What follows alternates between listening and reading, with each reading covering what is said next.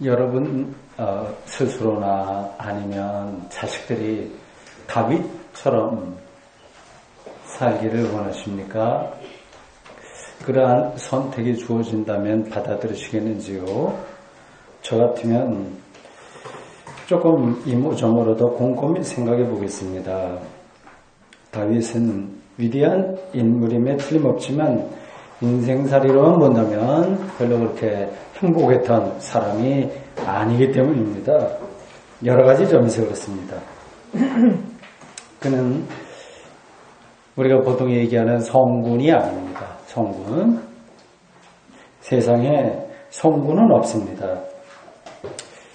정치는 그 속성상 권모술수이기 때문입니다. 다윗도 사실 사울의 부마였고요. 그리고 경호실장 정도의 역할을 하다가 우여곡절 끝에 왕위 찬탈에 성공한 사람입니다. 거기는 권모술수가 당연히 개입되죠. 그는 도덕적으로도 흠이 적지 않았습니다. 특히 자식 교육에도 실패했습니다.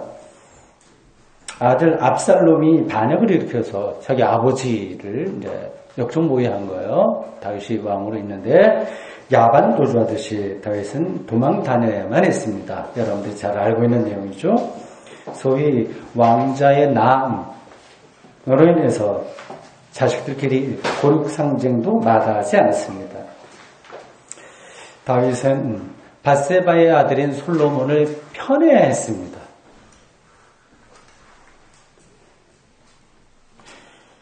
솔로몬은 그 아버지의 편애를 받고 배다른 형제들을 모두 제거한 다음에 다윗의 왕위를 계승했습니다. 보통 솔로몬은 지혜의 왕 해서 사람들이 우리 아들도 우리 자식도 솔로몬처럼 지혜 있게 해달라고 얘기를 하는데 그것은 그렇게 쉽게 기도할 그런 제목이 아닙니다. 솔로몬은 지혜가 있었는지 모르지만 백성들의 마음을 얻지 못했습니다. 아주 독재를 많이 했고요. 그리고 다른 이국 여자들을 많이 데려다가 수천 명씩 데려다가 후처 비슷하게 삼았고요. 당연히 이방 신들도 많이 들어왔습니다. 나라가 남유대와 북이스라엘로 분열된 일차적인 책임이 솔로몬에게 있습니다. 좀 속된 표현으로 하면 나라를 말아먹은 그러한 왕이라고 할 수 있습니다. 이러한 솔로몬에게 왕위를 계승시킨 다윗에게도 이 나라가 어려워지는데 아주 큰 책임이 있는 거죠. 볼 거 못 볼 거 다 보고 그래서 영혼의 상처가 깊었을 이 다윗을 그래서 제가 선뜻 저나 제 자식이 이런 다윗처럼 살기를 좀 생각을 해봐야 되겠다 이렇게 말할 수밖에 없었던 이 다윗을 성서는 위대한 왕으로 규정합니다. 시편의 상당한 부분이 다윗이 기록한 것으로 나와요.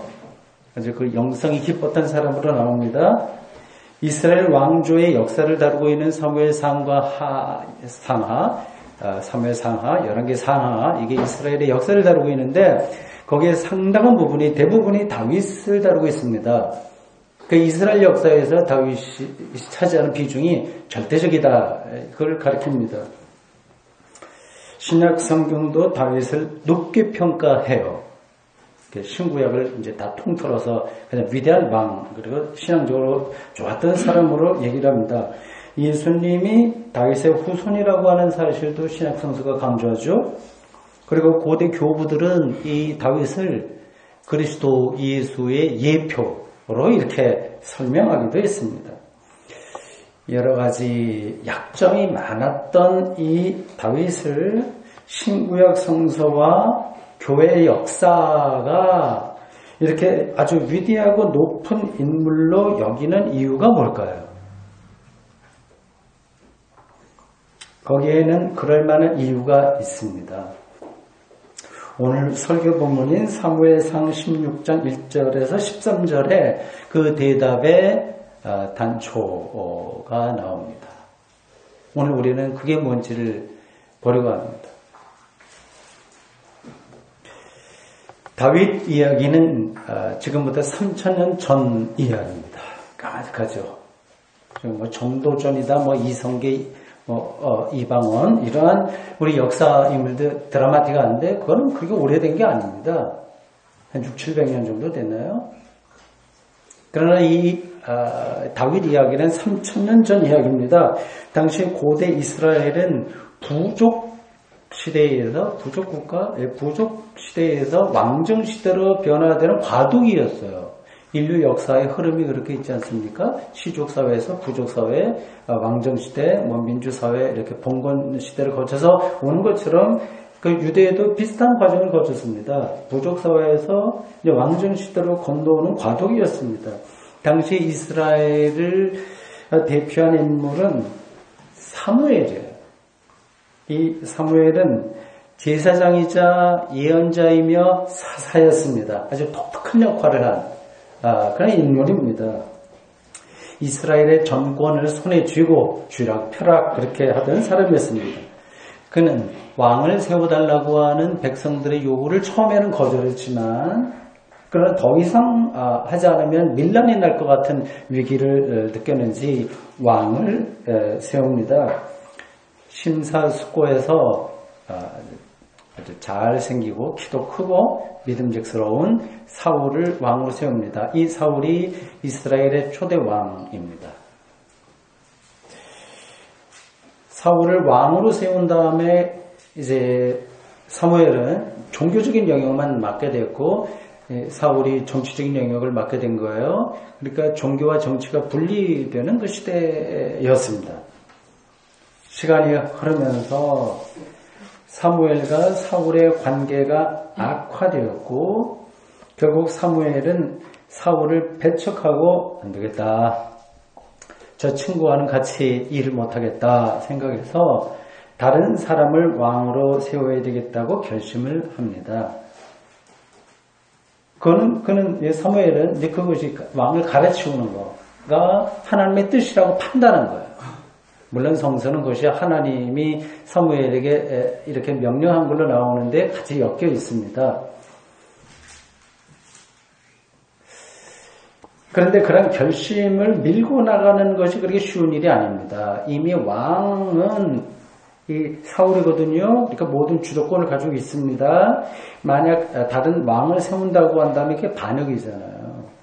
이거를 만약에 사울이 미리 눈치를 챈다면 사무엘의 목숨은 이건 이게 부지될 수 없는 거죠.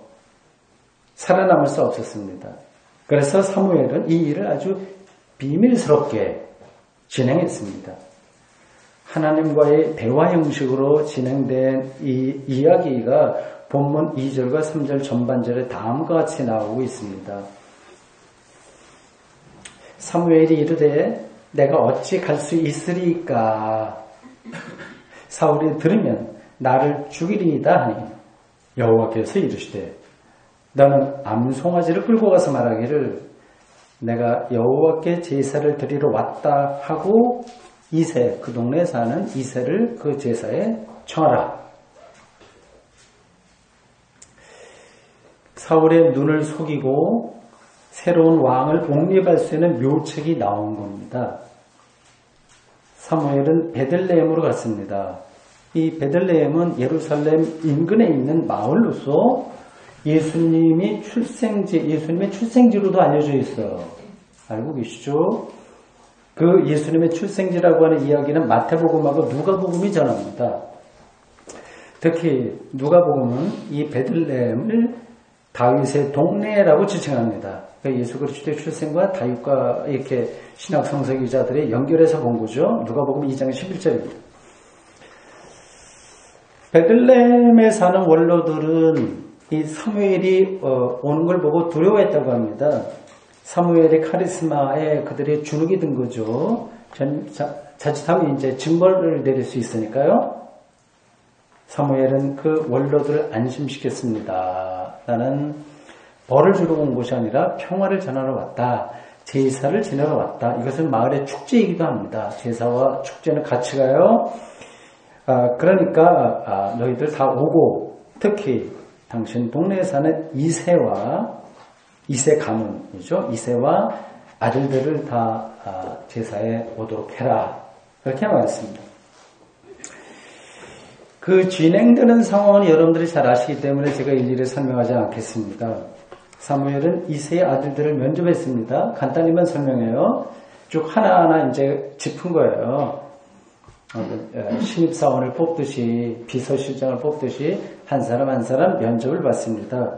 그들 중에 하나를 하나님께서 왕으로 세워주시겠다는 그 약속을 그가 들었기 때문입니다. 큰 아들은 엘리압이에요. 괜찮았습니다. 생김새도 그렇고 딱 마음에 들었습니다. 그러나 여호와께서는 7절에서 다른 답을 주셨습니다. 그의 용모와 키를 보지 말라. 내가 이미 그를 버렸노라. 내가 보는 것은 사람과 같지 않다. 사람은 외모를 보지만 나 여호와는 중심을 보느니라. 아주 유명한 구절입니다. 이세가 데리고 온 7명의 아들들을 다 쭉 훑어보았지만 여호와께서 찍어주는 인물이 없었습니다. 당황스러울 수밖에요. 이 중에 분명히 있다고 생각했는데 다 그냥 지나가 버리고 말았습니다. 사무엘은 이세에게 아들도 없냐? 있어 마저 보자 얘기했습니다. 이세는 사실대로 이야기를 했습니다. 막내가 하나 있긴 있는데 뭐 이렇게 볼 일도 없다. 뭐 만나보셔 봐도 큰 도움이 되지 않는다. 일단 나이도 어려서 당신 볼 필요도 없고 또 이런 제사에 참여할 만한 그런 준비도 되지 않았다. 그는 그렇게 우리 집에서도 많은 농사도 짓고 가축을 키우고 있는데 뭐 큰 형들처럼 많은 나를 이렇게 도와주지도 못하고 기껏해야 양들을 그냥 지켜보는 것뿐이다. 지금 저 들판에서 양들을 보고 있다. 그런 정도로 이야기를 했습니다. 그가 바로 막내인 다윗입니다. 사무엘은 다윗을 꼭 봐야만 하겠다고 이야기했어요. 마침내 다윗이 왔습니다. 양을 지키다가 급하게 보름을 받고 왔으니 그 복장 그대로겠죠. 시원치 않았을 겁니다. 그런데도 사무엘의 눈에 이 다윗이 빛나 보였습니다. 사람은 아무리 화려하게 꾸며도 평범해 보일 수도 있고요. 그리고 아무런 꾸밈이 없어도 빛나 보이기도 합니다. 보는 사람의 관점에 따라서 또한 달라 보이기도 합니다. 여기서 중요한 건 사무엘의 관점이 아니라 여호와의 관점이에요. 사무엘은 다음과 같은 여호와의 명령을 듣습니다. 이가 크니 일어나 기름을 부으라. 사무엘은 이 하나님의 명령에 따라서 다윗의 머리에 왕을 상징하는 기름을 부었습니다. 어떻게 보면 일종의 음모와 같은 겁니다. 왕이 있는데 따로 가서 또 왕을 세웠으니 역적 모의하고 비슷한 겁니다. 이 장면은 왕 즉위식이에요. 그렇게 드러내놓고 문무백관 다 모이게 하고 국외 사절단이 모이지는 않았지만 그렇게 그럴듯한 즉위식로라 하는 건 아니지만 고대 이스라엘의 왕 즉위식에서 가장 중요한 장면이 연출된 겁니다. 이로써 사무엘의 역할은 그 역사에서 끝납니다. 그는 오늘 9절 맨 마지막에 보면 라마로 돌아갔다. 그렇게 성서 기자가 기록하고 더 이상 이스라엘의 역사에 등장하지 않습니다. 이스라엘의 역사 주도권은 이제 다윗에게 돌아가는 거예요. 꼬마 다윗, 목동 다윗에게 돌아갑니다. 상당한 세월이 걸쳐서 그 뒤로 진행되는 파노라마와 같은 이야기를 여러분들은 아실 거예요. 다윗은 사울 왕과 각축을 벌이는 겁니다. 왕권을 놓고 싸우는 겁니다. 그 과정에서 많은 사건들이 일어납니다. 결국 사울 왕과 이제 다시 그 아버지에 따라서 왕이 되어야 될 그 아들 세자 요나단이 전쟁에서 죽습니다. 죽지 않았으면 역사는 다르게 흘러갔겠죠. 그들이 부자가 죽고 다윗이 명실상부한 통일왕국의 왕이 됩니다. 그는 그 나라를 다른 나라에 꿀릴 것 없을 정도로 국력을 키웠고요. 예루살렘을 그때 정복했습니다. 다윗 왕조의 토대를 탄탄하게 세웠습니다. 이게 이제 다윗의 등장과 그가 한 역할에 대한 간단한 설명입니다. 저는 설교 앞부분에서 당신 다윗과 같이 살겠냐 하면 좀 망설여진다고 말씀을 드렸어요. 그리고 그의 인물됨이 그리고 모범적인 것만도 아니었는데도 불구하고 구약 성서만이 아니라 신약과 초기 기독교에 이르기까지 이 다윗을 위대한 인물로 평가한 데에는 그럴 만한 이유가 있다고 말씀드렸어요. 그 답은 오늘 제가 설명한 그 9절의 마지막인 사무엘상 16장 13절에 나옵니다. 다음과 같습니다. 사무엘이 기름 뿔병을 가져다가 그의 형제 중에서 그에게 부었더니 그 다음이 중요하죠. 그 이후로 계속해서 이후로 다윗이 여호와의 영에게 크게 감동되니라. 짤막한 구절입니다. 근데 이걸 이야기하는 거예요. 성서 기자가 본 다윗을 보는 그 포커스 관점입니다. 여호와의 영에게 그게 감동되었다고 이야기합니다. 그날 이후로 계속됐다고 보는 거예요. 지금 한순간만이 아니라 평생을 계속해서 여호와의 영이 다윗과 함께 했다고 하는 뜻입니다. 그렇습니다. 우리는 오늘 이 다윗을 전쟁 전문가로, 위대한 장군이에요. 전쟁 전문가로서 혹은 정치적인 대가로서 나를 잘 다스렸으니까 어쨌든 평화롭게 했으니까요. 또 다윗 궁을 지은 위대한 건축가로서 또는 그리스도의 조상으로서 그를 존경하거나 우리 인생의 롤 모델로 삼으려고 하는 것이 아닙니다. 그가 평생 여호와의 영에 감동되었다고 하는 사실이 중요합니다. 그래서 우리가 다윗을 이 이야기를 읽는 거죠. 여호와의 영에 감동됐다고 하는 것이 무슨 뜻일까요?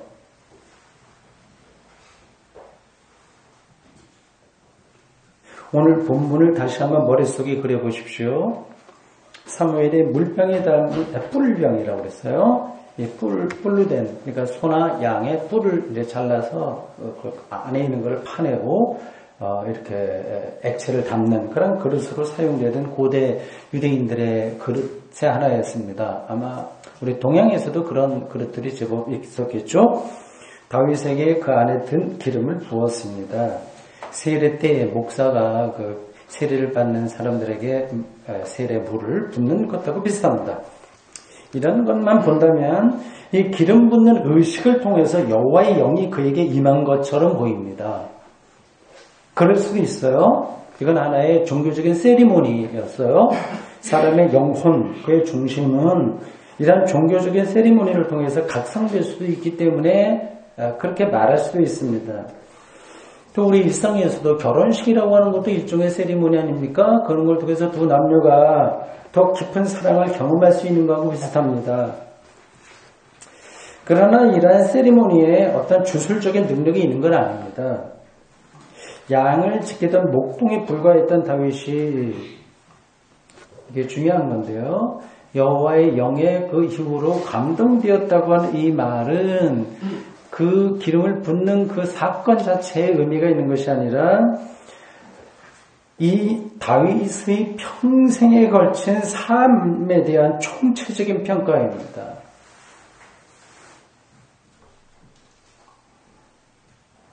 오늘 우리의 성령 경험도 똑같습니다. 여호와의 영은 성령과 똑같은 이야기예요. 그러니까 성령을 경험한다고 하는 것이 바로 그런 거예요. 그러니까 한순간 마음이 뜨거워지는 게 중요한 게 아니라 삶의 전 과정을 통해서 성령의 인도를 받는 것이 중요합니다.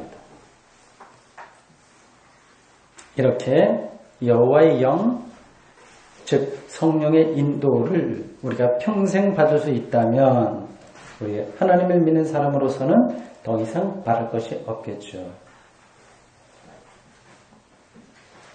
우리 삶이 나중에 그렇게 평가된다면 저 사람은 평생 성령의 인도를 받은 사람이다 는 평가를 받는다면 그것보다 더 기쁜 일은 없겠죠.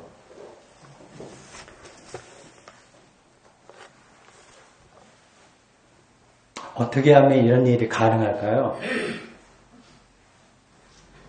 가장 일반적인 대답은 성령의 임하기를 기도해야 된다고 하는 것입니다. 초기 기독교도 성령의 임하소서라는 기도와 찬송을 많이 불렀어요.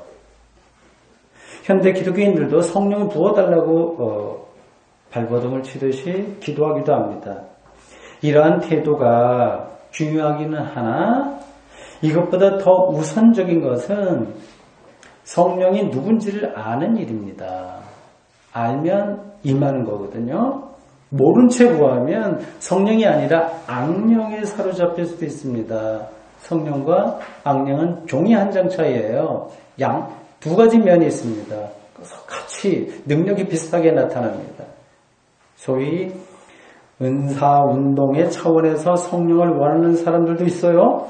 그러니까 성령을 받으면 방언하고 병도 고치고 다른 사람들의 미래를 점쟁이처럼 쪽집게 하듯이 이렇게 집어낼 수 있다고도 주장합니다. 이러한 방식은 성령을 주술이나 미신의 차원으로 떨어뜨리는 겁니다. 그런 수준에 머물러 있는 한 다윗이 여호와의 영에 크게 감동되었다고 하는 이 오늘 본문의 참된 뜻을 알 수 없습니다.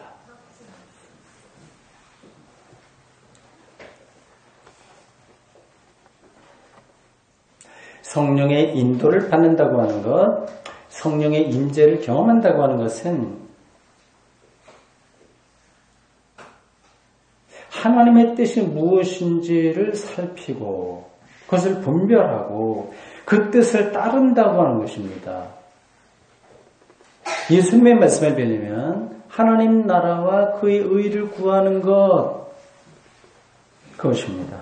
그런 판단, 그런 의지, 그런 열정이 성령의 감동을 받았다는 말의 근본적인 의미입니다. 너무 좀 밋밋한가요? 뜨거운 불을 받든지 확 뒤집어지는 어떤 뭐가 있어야지 하나님의 뜻을 판단하고 따르는 열정? 너무 밋밋하고 너무 쉬운가요? 아닙니다. 이것처럼 역동적인 삶이 없으면 이것보다 어려운 삶도 없습니다.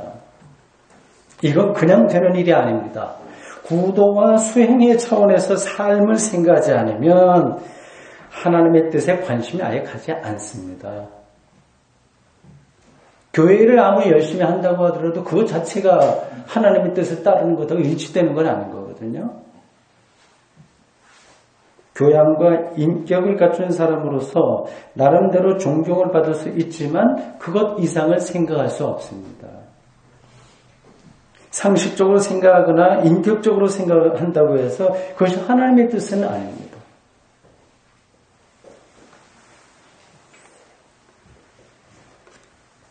하나님의 뜻을 이해하고 판단하고 또 받아들이고 헤아리고 그리고 그대로 따른다 그렇게 살고 싶지만 여러분들이 다 그러시잖아요. 하나님의 뜻이 무엇인지를 어떻게 알 수 있나 그런 질문이 가능합니다. 이 질문에 대답하기가 쉽지 않습니다. 극단적인 예를 들어도 이해해 주십시오. 부부 사이가 너무 나빠서 함께 살기 힘든 경우를 생각해 보십시오. 이혼하는 게 하나님의 뜻인지 아니면 그래도 참고 견디는 게 하나님의 뜻인지 아무도 단언할 수 없습니다. 이런 비슷한 일은 우리 일상에 널려 있어요. 교회를 정하는 것도 그렇습니다. 어떤 게 하나님의 뜻인지를 판단하기 쉽지 않습니다. 사람을 사귀는 것도 그렇고 사업하는 것도 그렇고 정치적인 판단도 사실은 그렇습니다. 이 북한을 욱박질러야 되는지 아니면 좀 달래야 되는지 이게 판단하기가 쉽지 않습니다. 다윗도 그런 곤란한 경우를 한두 번 당하지 않았을 겁니다.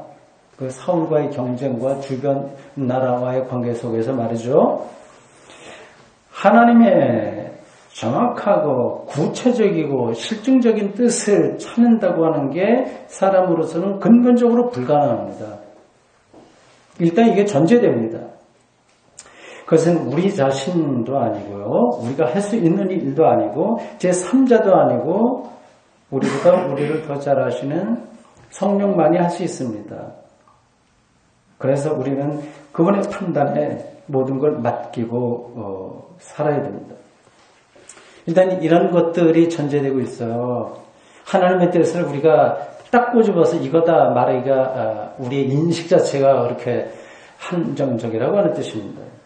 그렇지만 그 구체적인 사안에서는 그렇지만 우리가 가야 될 삶의 방향만은 우리가 분명하게 알 수 있습니다. 방향성은요. 왜냐하면 답을 아시겠죠? 왜냐하면 하나님이 그 길을 인도하시기 때문입니다. 하나님은 저 하늘에서 천사들과 카드놀이만 하는 그런 분이 아니라 우리의 삶에 개입하는 그런 분이기 때문입니다. 그런 하나님을 성서기자들은 빛이라고 하는 메타포로 설명했습니다. 생명의 빛입니다. 생명, 즉 삶을 비추는 빛입니다. 그것이 보이는 사람도 있고 보이지 않는 사람도 있을 겁니다. 하나님을 생명의 빛으로 경험한 사람은 인생살이에서 시행착오를 거쳐도 그리고 아무리 심각한 어려움에 빠져도 절망하지 않고 또 끝없이 방황하지 않고 다시 길을 찾습니다. 그것이 그 어려움이 비록 죽음이라고 해도 마찬가지입니다.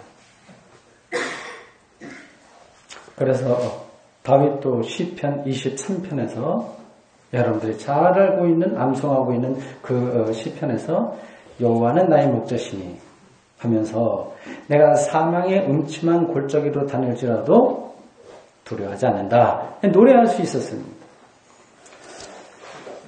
여기까지 다 동의가 되시죠? 문제는 우리가 하나님을 생명의 빛으로 경험했는지 그리고 지금도 그렇게 경험하고 있는지에 달려 있습니다. 이런 말씀들이 혹시 막막하게 들리시는지요? 오늘 제3독서인 요한복음 9장 1절에서 12절에는 이 빛을 본 사람에 대한 이야기가 나옵니다. 예수님께서 길을 가다가 나면서부터 시각장애인이었던 어떤 사람을 보았고요. 그 시각장애인을 고쳤습니다. 그러자 이웃에 있던 사람들이 이미 그를 알고 있었던 그 이웃 사람들이 그 시각장애인이었던 사람을 향해서 너 어떻게 된 거냐? 너 저기서 앉아서 앞도 못 보고 구걸하던 친구인데 지금 이렇게 돌아다니고 뭐 어떻게 된 일이냐? 좀 설명해봐라, 해명해봐라 물었습니다. 그때 그가 이렇게 대답합니다. 예수라 하는 그 사람이 진흙을 이겨 내 눈에 바르고 나더러 실로암에 가서 씻으라 하기에 가서 씻었더니 보게 되었노라. 어떤 사람들은 이러한 이야기를 초자연적인 기적, 뭐 그런 정도로만 생각합니다. 그냥 호기심 천국 정도로 성경을 읽는 거죠. 그러니까 예수 잘 믿으면 뭐 장애도 고치고 망해가던 사업도 다시 복구된다는 그런 식입니다. 복권을 사듯이 신앙을 생각하는 사람들이 있어요. 그게 아닙니다. 요한복음 기자는 예수님이 생명의 빛이라고 하는 사실을 말합니다. 요한복음의 핵심 주제이기도 합니다. 시각장애인을 고치기 전에 예수님은 제자들에게 9장 5절에서 내가 세상에 있는 동안에는 세상의 빛이로라고 말씀하셨고요. 그 앞서 요한복음 8장 12절에서도 나는 세상의 빛이니 나를 따르는 자는 어둠에 다니지 아니하고 생명의 빛을 얻으리라고 말했습니다. 요한복음 기자는 그 요한복음의 서론 부분인 요한복음 1장 9절에서 이미 이렇게 이야기했습니다. 참 빛, 곧 세상에 와서 각 사람에게 비추는 빛이 있었나니. 예수님을 생명의 빛으로 경험한 사람들의 증언입니다. 무엇을 봤을까요? 어떤 경험이 있었을까요? 알고 싶지 않으신지요?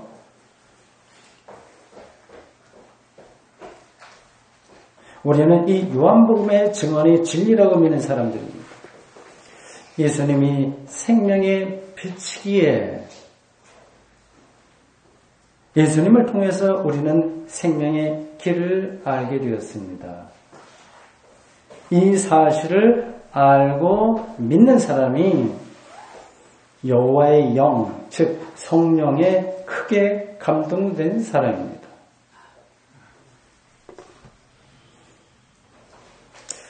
마지막 질문입니다. 여러분을 대신해서 질문합니다. 예수님이 생명의 빛이라고 하는 사실을 어떻게 알 수 있냐? 그 증거가 뭐냐? 교회 밖에 있는 사람들도 제 설교를 들으면 그런 질문을 당연히 하게 될 거예요. 저의 설교는 이 질문 이전까지만 해드립니다. 더 이상의 설명은 불가능하며 사실은 불필요합니다. 더 근본적으로 예수님을 생명의 빛으로 경험한 사람은 이런 질문을 하지 않습니다. 남녀의 사랑에서도 그렇잖아요. 사랑의 증거를 나를 사랑하나 아닌가? 자꾸만 증거를 찾으면서 기웃기웃하는 것은 아직 사랑의 능력에 휩싸이지 않은 거하고 비슷한 겁니다. 저는 말로서 모든 걸 다 설명할 수 없는 한계를 지닌 하나의 설교자로서 여러분들에게 이렇게 말씀드릴 뿐입니다. 예수 그리스도를 더 깊이 알아보십시오. 그를 증언하는 신약성서 기자들의 말에 영혼의 귀를 더 기울여 보십시오. 다윗에게 크게 감동되었던 여호와의 영이 여러분에게 임해서 시각장애를 겪다가 볼 수 있게 된 사람처럼 예수님을 생명의 빛으로 경험하게 될 것입니다. 아멘. 주님, 오늘 저희들 3000년 전 이 다윗이 이제 이스라엘 역사에 중요한 인물로 부각되는 그 첫 장면을 사무엘상을 기록한 사람의 증언을 통해서 들었습니다.